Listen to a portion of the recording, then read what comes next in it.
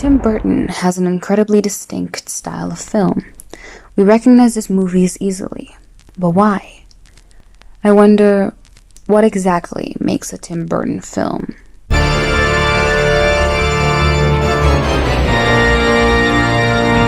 Beetlejuice, made in 1988, is one of his most out-there films. He directed it at the height of his success and profitability, and wanted to see how far he can go creatively. Dark Shadows, on the other hand, is a more recent film from 2010, after he has cemented himself as an auteur. This movie is one that his friend Johnny Depp has requested him to create based on a TV show he liked, and isn't something Burton wanted to create himself. They were made 22 years apart, both for different purposes. These two circumstances are so differing that what they have in common can be easily deduced to style. Part 1. Themes. In Dark Shadows, the themes are the supernatural, death, wanting to hide your differences, family, good versus evil, isolation, lying, the similarities between the past and the modern, revenge, and oddly, capitalism. In Beetlejuice, the themes are also the paranormal, death, the afterlife, the strange and unusual, family, loneliness.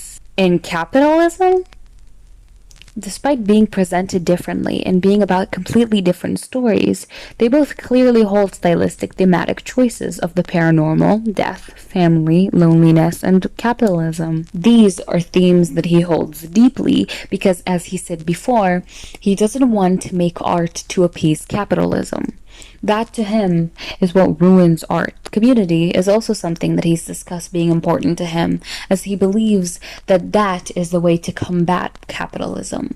Otherwise, he adores the goth aesthetic and believes that to be his true source of creativity. Despite 22 years passing and the films having no writers in common other than Burton, this is what he cares for. Part 2. Music. The music in Dark Shadows is very dark and creepy, with wailing, mysterious flute whistles to scare us or reminisce of the past. Sometimes a singing choir creates a quite paranormal sound above otherwise simply suspenseful violins. Intense and distressing horns and cinematic violin accompaniments, highlighting the melancholy or violent. In Beetlejuice, there are dreamy harp, an enchanting and uncanny chorus, often silly, low, jumpy piano melodies alongside horns. It's dreamy and fun and jazzy, but always sinister and creepy with a layer of Halloween. Music invoking creepiness, specifically through violin, is what we see in common. But then, who wrote the scores? Danny Elfman. The stylistic choice. Part 3. Mise en scène. The outfits of Dark Shadows are old-fashioned, which doesn't make too much sense since it's based in 1972.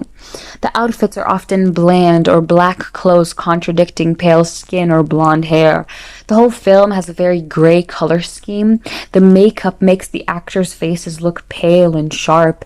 The sets are dramatic and gothic. The mansion is open, large, and old-fashioned. It's Tim Burton goth as we know it. In Beetlejuice, however, the colors are bright and varying. Creepy behind happy is the theme. The clothes fit the time.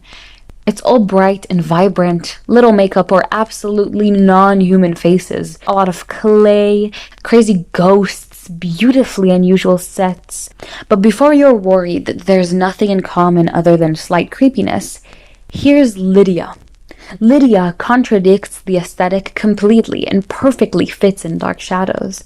I think that in Beetlejuice, the style is shown in what contradicts the ordinary of the film itself.